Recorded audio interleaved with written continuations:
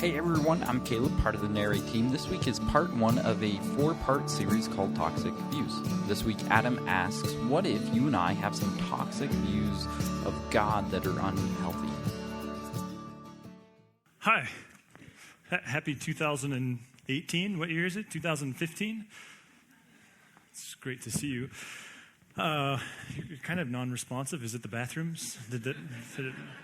One of our council guys was like, well, that'll deal with our growth problem. Like, there will be no more people because there will be no more bathrooms. Not that we see it as a problem, but you get what I mean. The good news is once you get out there, you don't have to go anymore. So you don't even really have to go. You just have to go out there, and then once you get there, you don't have to go, and you just come back in, and it's this game that you can play back and forth. Before we jump into this new series that we're starting called Toxic View, I just wanted to take a second to say thank you to all of you who were a part of making our Christmas Eve gatherings. Some of you weeks out, some of you day of, some of you ushering or greeting or setting up or tearing down or playing in the band or helping with the kids' team. I mean, there was so much that went into that. And I just want to take one more chance to say thanks. This morning I was out in the parking lot at 6:45, and I counted 18 cars. I don't know whether it was the snow or whatever, but I kind of noticed it in a way that I normally don't this morning. And I went like, wow. It was a vivid reminder of how many people it takes for us to gather together and serve, hopefully, all of you and our community by gathering. And so thanks, especially for those of you who in some way sacrifice some part of the holiday. You know, we've said from the very beginning, let's be a church that gathers and scatters, and let's be a church that exists for the benefit of our non-members, so to speak, and that you all would, you had to get a ticket to your own church, for crying out loud. Like, what is that? And yet that had everything to do with our figuring out a way that we could serve everybody and know that not a single person was turned away and there wasn't really an empty seat in any of those gatherings. So, again, thank you. I could go on and on and on. We have a phenomenal staff here. I couldn't be more proud of the people that I get to work with on staff, and yet, we couldn't even come close to hosting those Christmas Eve gatherings without a lot of you guys working really hard. And, if there was ever a day where it would be easy and even at times justifiable to go like, no, I scatter 364 days a year, but not on Christmas Eve. Like, I'm not giving up any of my time with my family. I'm not going to stand out there in the midst of the first few songs. I'm not going to get covered in snow. I'm not going to drive a trailer back to my house that the wheel falls off. Like, I'm not going to do any of that on Christmas Eve. If ever there was a time that you could justify not scattering with us, it would be Christmas Eve, and yet still you did. And if you know somebody who did, would you thank them for me, especially band, tech team, kids team that were working weeks in advance. That's a big sacrifice for everybody involved. So way to go. And the good news is Easter's only 13 weeks away. Trying to figure out how we can justify putting a goat on stage, but not quite able to figure that one out just yet. So in keeping with toxic views, I was thinking this week of something that happened to me this last fall. My wife was out of town with a friend, and it was a Sunday afternoon, and I was at my youngest son's soccer game. I'm convinced that Sunday soccer was invented by people who hate football, but I'm not bitter. And we were standing at this Sunday soccer game, which I do enjoy watching. It's just like, what's wrong with Saturday, right? And so we're standing at this soccer game, and a little bit of context, by this point in the year, I'd spent a couple months watching my oldest, who was in tackle for the first time, practice. That's a big deal. 4 practices a week, 2 games. It's a 6-day-a-week deal. And I actually really enjoy it. Love watching him play football. Love watching my middle play flag football. Youngest play soccer, even though it's on Sundays. So it's a very fun experience. But what I'd been inundated with were images of helicopter parents. No offense if this is you. Just, I don't know, maybe you need to repent, I'm not sure, but helicopter parents who rush the field when their kid skins their knee, and over and over and over again. What was really surprising to me was it happened at practice too, and it was dads way more than moms. So a kid would not get up from a tackle, and boom, dad's jumping the fence, running out to midfield, and there's people who, that's their job, is to go tend to these kids. And anyway, so because I had my own opinion of that whole thing, and because I'm an introvert, I just said to the boys, hey boys, just so you know, should that happen to you, I'm not going to be that guy. And that was my line. I'm not going to be that guy. And they kind of knew, dad's not rushing the field. And what I tell them, if I'm needed, they'll tell me, they'll do one of these. Does this kid have a dad? Get out here. And so that being the case, let's go back to Sunday soccer. My youngest was playing, and he's the youngest of 3, so he's tough as nails. He also doesn't like attention, and so when he took a foot to the head in the middle of the field, I didn't think much of it. He went down, and I thought, he'll get up. He always gets up. He doesn't like attention, and he's tough. And then he didn't get up. And the coach, I couldn't tell if he was annoyed by my lack of appearance or not, but eventually the coach came out and kind of did one of those kneel down next to him, consoled him. He stood up, and then he walked off the field with his hands over his eyes, got to the sideline. And so now I'm thinking, okay, I need to get over there, right? I wasn't that guy, but I also, I need to get over there. So the problem was I was there with a friend, and he had kind of positioned us on the opposite side of the field. So their team was on this side of the sideline, we were on this side, and I'm not going to be that guy either who now runs around the field. So I'm kind of gingerly, nonchalantly, but intentionally going okay, so, using body language okay, we need to make our way over there. So we were making our way over there, and no sooner did I make that move okay, so this isn't a name drop, but it's just the facts, and it'll help the story a little bit more. Governor Bullock's son is also on my kids' team, my son's team, and he's also in his class, so there's a little bit of a friendship there and some familiarity. And so about the time I started to move, Lisa Bullock, none other than the wife of the governor, she started to make her way from her spot much closer than me to my son. And I felt like the whole universe stopped and watched me standing there and the wife of the governor walking across the field to console my now abandoned and neglected child. And so she, with I'm sure the purest of motives, stooped down next to him and consoled him, and she stood up, and about the time she was leaving, I was crossing her, and I just thought to myself, well, thank you very much, because I went from not wanting to be that guy to being that guy, if you know what I mean. Hey, rub some dirt in it, you'll be just fine, So we're starting the series called, oh, by the way, he had a lacerated eyelid. Did not touch the eyeball, but had a, cut across his eyelid. So it turns out I was the father of the year in that whole moment. So we're starting this series called Toxic Views, and I guess I say all that to say, I'm sure you're aware, as I'm aware, that we spend an untenable amount of time tending to the way others view us, and the way we view others, and the way we view ourselves, and that can be at times an exhausting part of the human experience in our world is the way in which we manage the way other people view us. And this morning, as we jump into this series, I just want to say that's actually not at all of what I'm concerned about in this series. This isn't going to be a conversation about how you view you or how others view you. I want to have a conversation about how we view God.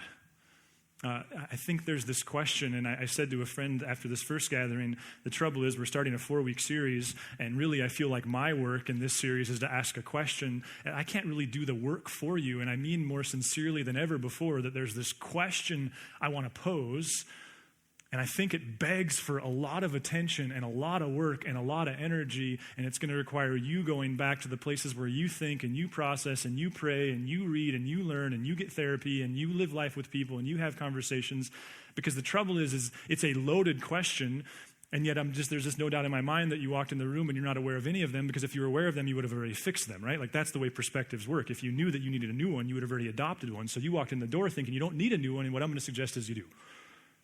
Right? So here's this question, and I really think, you guys, that this could unearth a lot of work. And the question is simply this: what are your toxic views of God? Now, that's not to assume that you even believe in God, that you follow Jesus. I think it's a helpful question whether you do or not. And it's not to assume that everything you believe about God is all wrong or that it's ever going to be all right. What it does assume is that we can develop views of God that are completely, utterly, maybe even diabolically toxic. And the results are devastating in our lives, in our relationships, in our profession, in our finances, in our career, all of it. This is the time of year, and I guess the reason why we're starting this series now is this is the time of year where we decide we want to change, right? We do this thing called New Year's resolutions, and either you set them or you mock your wife who sets them. You fall into one of two categories, right? Or your husband. Did you know? Have you ever thought about what that looks like? Isn't it that time of year where we decide we're going to muster all of our willpower? And we believe that the key to our changing is this thing called willpower, and we just decide we're going to muster all of it, and we are going to do it. We are going to lose that weight. We are going to get out of debt. We're going to finish our degree, whatever that is. Did you know that 95% of New Year's resolutions are broken before January is over? And again, I don't say that to be Debbie Downer. Remember that Saturday Night Live? Wah, wah, wah.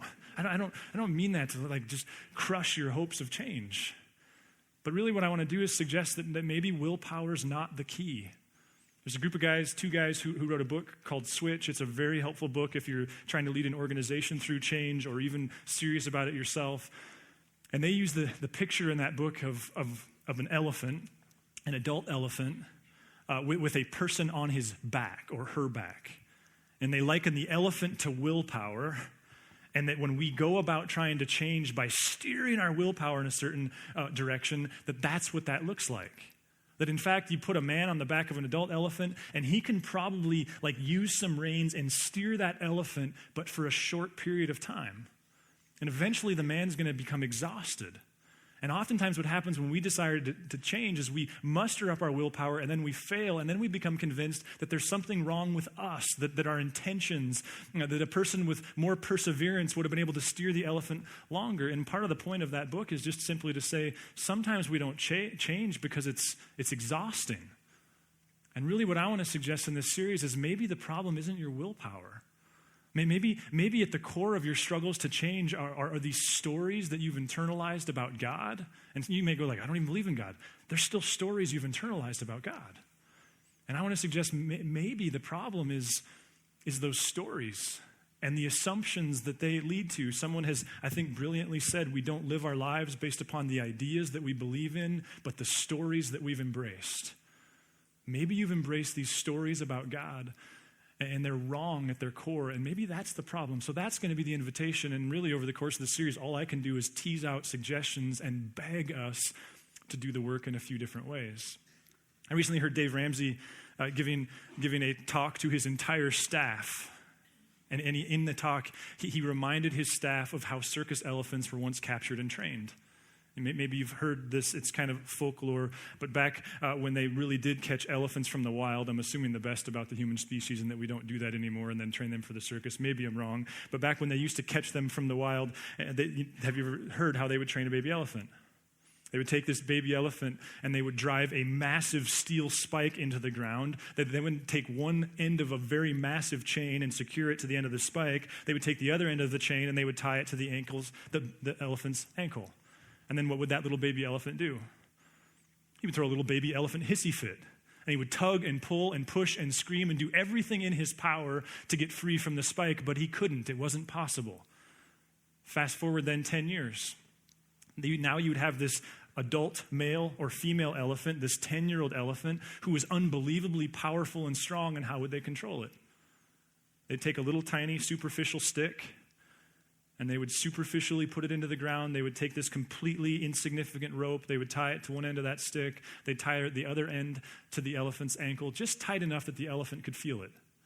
And then this massive, unbelievably powerful elephant who could leave whenever he or she wanted to, who could just, nothing was going to stop them. They would stay. And the question is why? What in the world would keep that there? And of course the answer is because inside that 10-year-old elephant's brain is a little baby elephant. And the little baby elephant's trapped by a spike and a chain. See, inside the elephant is a lie. And what this means is that elephant, both metaphorically and figuratively and literally, the only thing keeping him there is mythology, is a view that's strongly held, convicted to its core, and yet toxic because it's holding him. That's the question that I want to explore is what are these pathetic little ropes that we think have us there, and they're wrong at their core, and the result is devastating in our lives. Dallas Willard once said, Dallas Willard, if you're not familiar, you will perhaps if you hang around here often. He is one of the greatest thinkers of the 20th century. He was a very respected international philosopher at the University of Southern California. He was also considered by many to be one of the most thoughtful Christ followers of the 20th century. He once said, rather snarky and yet true, he said, "It does one no good to get to know the wrong God better." I think that's one of the questions that we're asking in this series is what if you're getting to know the wrong God better? He also suggested in his book, The Divine Conspiracy, he suggests, and this is a question we'll explore a little bit more next week, that the most important question any human could ever ask is simply, what do you think of when you think of God? What do you think of? And he says at the core, if you can answer that question, you could answer the basic assumptions you make about life and marriage and sex and money and career and all of it. What do you think of when you think of God? There's a man by the name of James Bryan Smith. He was a friend of Dallas Willard's, a student, had this opportunity to be discipled directly by him. And he tells a story in a book called The Good and Generous God that some 20 years ago when his wife was pregnant with their first child, it was about the 7th month when the doctors informed them that their child had a very rare genetic disorder and that it certainly would not survive beyond the womb. He says in there that it was the most horrible thing to go from planning your child's nursery to planning their funeral. The day of delivery came, and I'm assuming that they went in and retrieved the baby. And the doctors quickly learned that they were wrong, that the baby did in fact have this rare genetic disorder, but that it would survive outside the womb, probably for weeks, maybe for a year, but certainly not for longer than 2. And again, he describes how weird it was to live life with this creature that you're falling more and more in love with, this person, knowing that their time was temporary. He literally says that it was like waking up in the morning and just getting punched in the gut first thing every day for 2 years. As if that wasn't bad enough, one day he went to lunch. He was a new Christ follower at this time, very new to his understanding of God and his character. And he went to lunch with a pastor. And while they were having their hamburger and fries, the pastor looked up at him and very bold-faced just said to him, hey, James, who sinned? And he said, excuse me? He said, who sinned?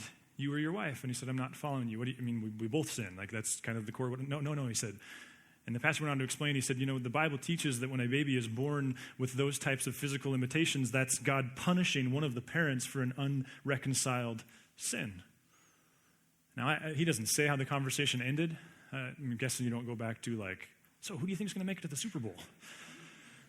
But he does say he left there, and he found himself spending the next several hours exploring in his mind what he could have done. He said he exhausted his memory. Couldn't think of anything, not that he had never done wrong, but that had never dealt with or that seemed so deeply diabolical that it justified the need for his to have a baby daughter in this condition. And then something even more shocking happened. He said the moment he absolved himself, he instantly became highly suspicious of his wife. And for several days, he lived in this reality where he wondered if she was up to something. Was she having an affair? Was there something that she hadn't dealt with in her past? And he became more and more suspicious of her. And then he had his breakthrough. Now, before I get into his, maybe it's worthwhile just pointing out that some of you, and especially if you're a guest going, wow, I'm never coming back here again, because the general assumption is no, that's not no. Like, that was evil for that guy to even suggest that. And if I could come back at you with another question, it would be this. Turns out I can. I've got a microphone. Who says? Who says that's not who God is and what he's like? See, we ask this question, what do you think of when we think of God? And I think what's important to recognize is the next question, and the one that will naturally follow if you do the work of the first one, is who? That God is never a completely abstract idea in your head. Your notions of him and his character, of what drives him, of what he counts, what he cares about and what he doesn't care about, what he looks past and what he doesn't look past, how he deals with you in your error, it has everything to do with people who have been in your life. For better, for worse. It could have been a very morose mother. It could have been a very petty father. It could have been a couple of very gracious parents who loved God and were imperfect and yet shaped you to trust him. It could have been an abusive pastor.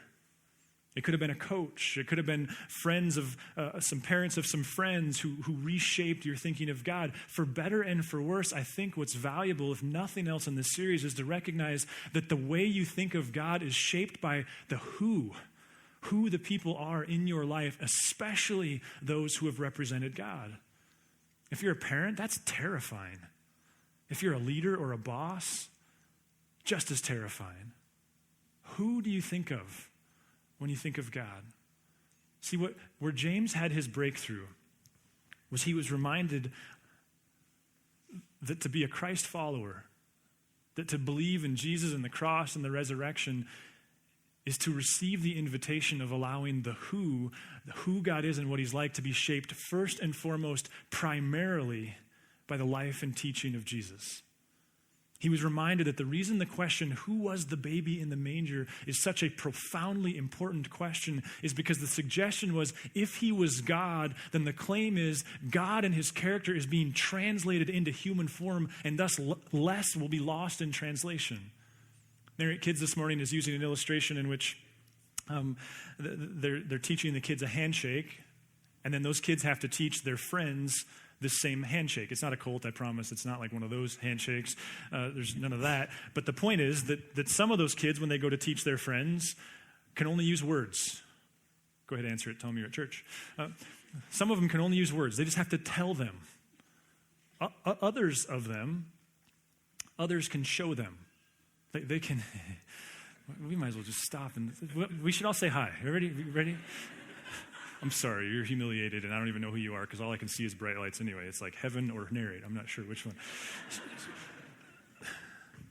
So some of them get to use physical actions and teach them the handshake. Others, they just get to use words. Now you're already going like, Adam, that's so elementary. Yeah, that's exactly. But you can already get which one's going to work, right?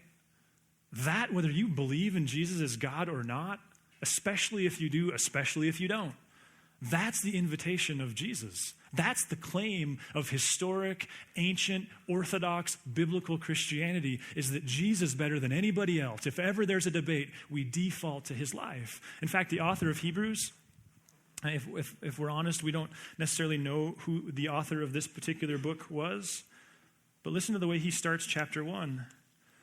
He says, in the past, God spoke to our ancestors through the prophets at many times and in various ways. See, this is our situation. Like in the past, we had stories and all these random things that happened, and we pieced it together. Like, oh, I didn't get the job. It's a sign from God, right? Like that's just, they went through the same thing. God's giving us a sign. But in these last days, he has spoken to us by his Son, whom he appointed heir of all things, and through whom also he made the universe. And here, you want to know, like, where does the whole suggestion hang? What does it mean to be a Christ follower? Here it is. The Son is the radiance of God's glory and the exact representation of his being. Which means that the great challenge of the Christ follower and the great invitation of those who are considering that is to align our view of God with God as Jesus portrays him and claims to be. See, James's breakthrough came when he came to the realization, and I'm assuming, again, it was pointed out to him, because that's the way life works. It's not meant to be lived alone. It was pointed out to him that Jesus addressed this same issue, that this whole conversation about who sinned and what led to this baby being born in these conditions, it's a horrible situation to find yourself in. And because of that, people from all times and all religions and all continents, when faced with this situation, had to ask the same question: why is this happening? And in a culture that was controlled by the spiritualities, the belief was, well, you better appease the gods, because God did that. Many taught, not just Jews, many taught that the easiest way to explain it was that the parents had done something and God was punishing that. And you wouldn't have to work very hard to find examples of that particular teaching. Some rabbis in Jesus' day taught that actually it was quite possible for a baby to sin in the womb. And that's why when Jesus came upon a man who was himself born blind from birth, in John chapter 9, John records this interaction. The disciples looked at Jesus, and they said simply, "Rabbi, who sinned? This man or his parents that he was born blind?" It's a logical question in their day. In fact, one spirituality that believed in reincarnation taught that a person born blind was being punished for a sin in their past life, and when it's blindness, then that past sin was killing your mother.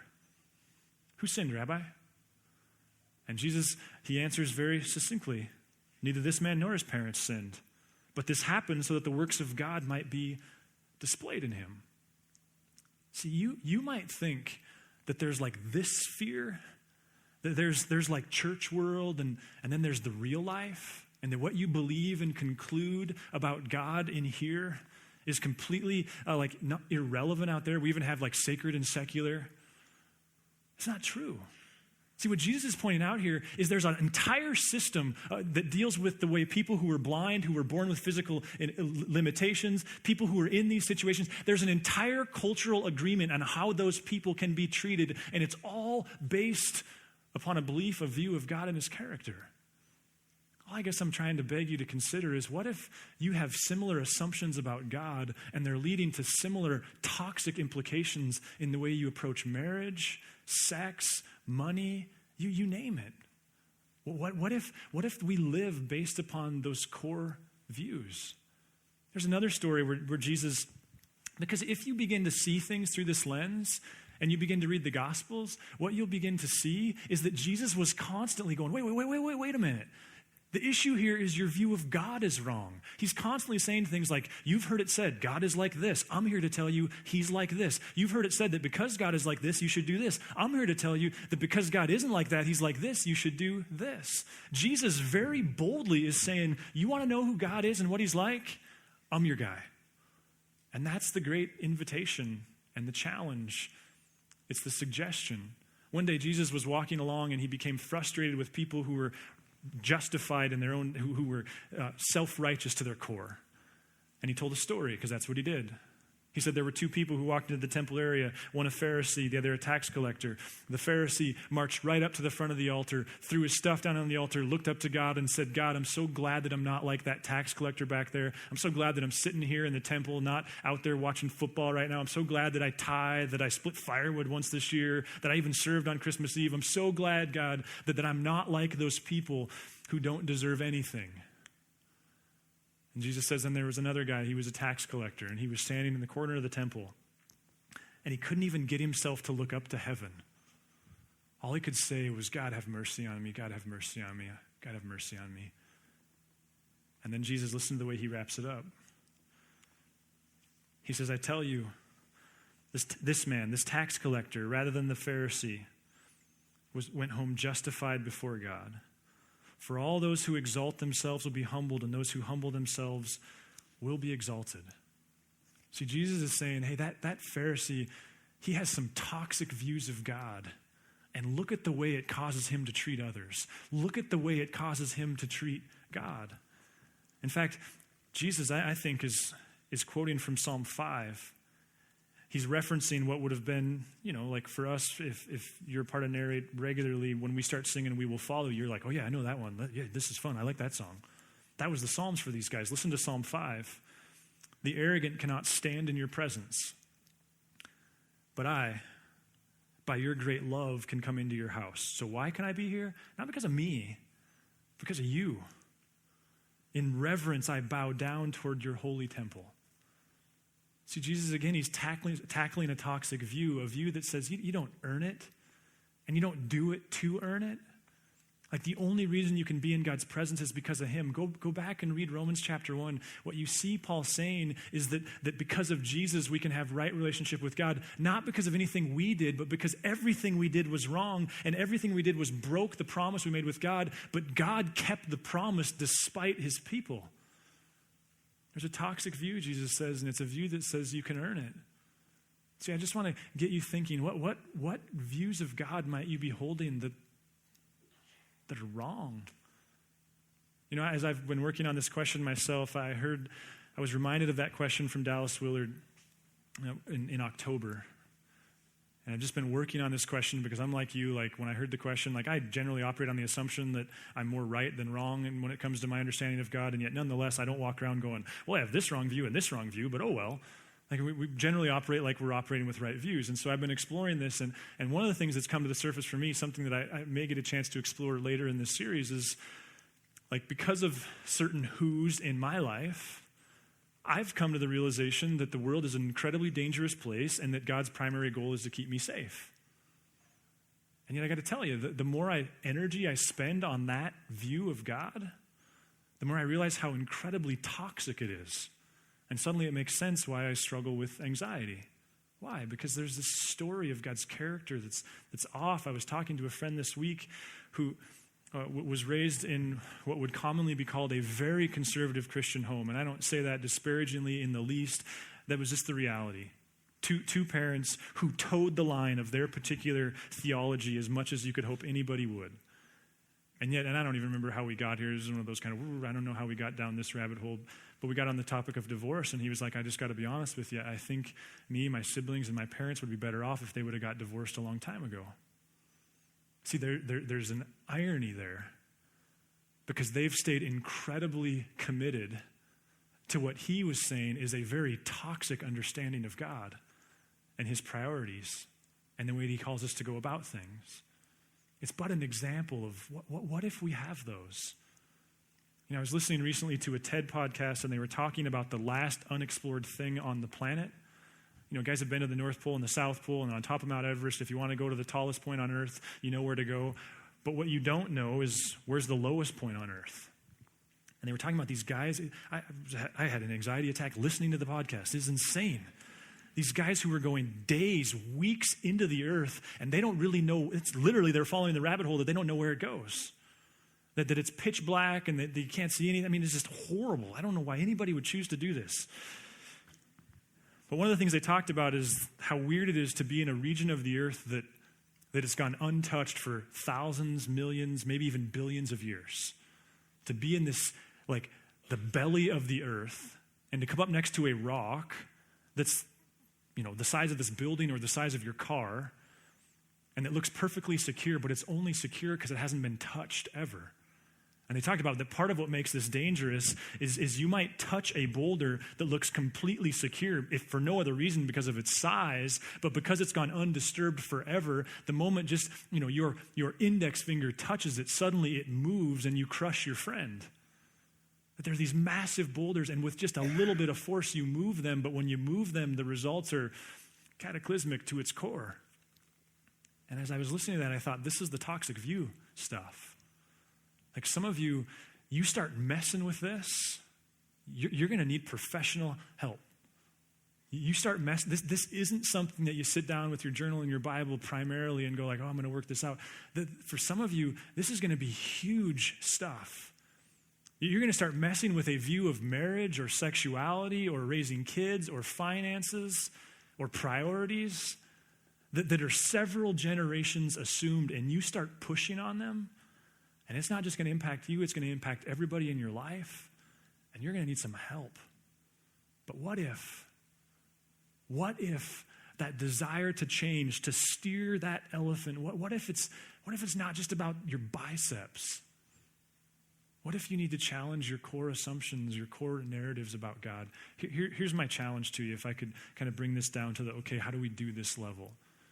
It was about 10 years ago, I had a guy challenge me and say, Adam, how can you call yourself a follower of Jesus and not be one who devours the Gospels? Matthew, Mark, Luke, and John, those books we have about Jesus and his life.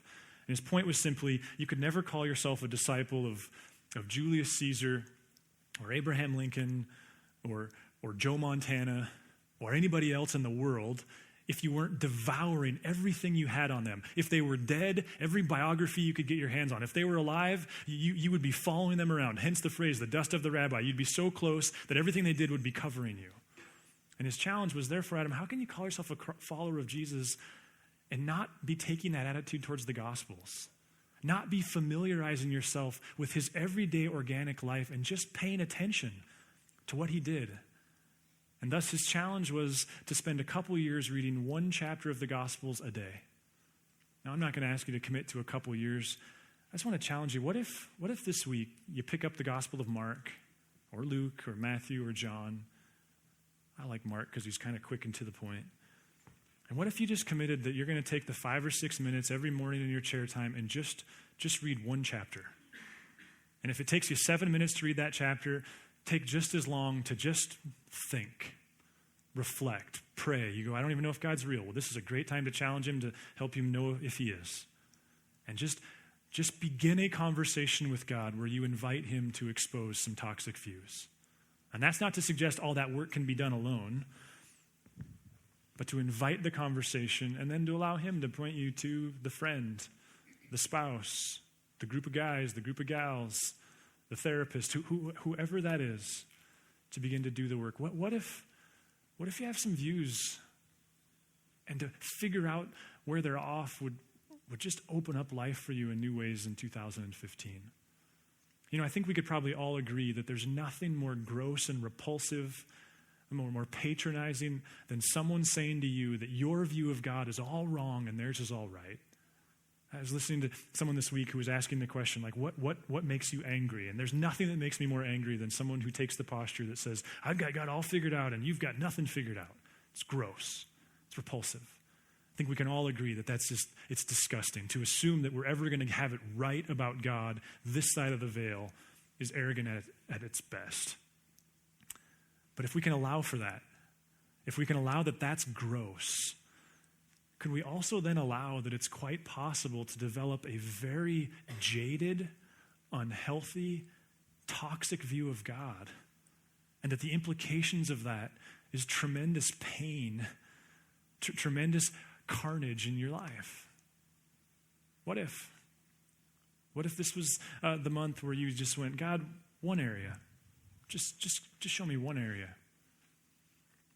This weekend just as I processed, I didn't want to do the whole close your eyes, pray, make a commitment, we'll sing a song. Because I feel so sincerely that the bulk of the work here in this series is for you to do, not for me to do for you. That for me to pose the question and for you to do the work of engaging the Gospels and asking the question. I don't want to pray, actually. I wanted to invite you and commission you. So would you mind standing? And I just kind of want to pronounce a Narrate style kind of benediction over you.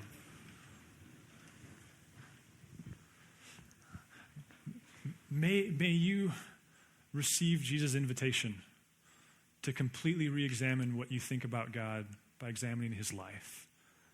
May you explore God not as revealed to you by well-intentioned parents and pastors and churches like Narrate. May you explore him through the Gospels. May you invite him to show you something new about himself. I love you guys. Have a great week. If you would like to engage further with Narrate Church, you can find contact information online, www.narratechurch.org. We would love to hear from you.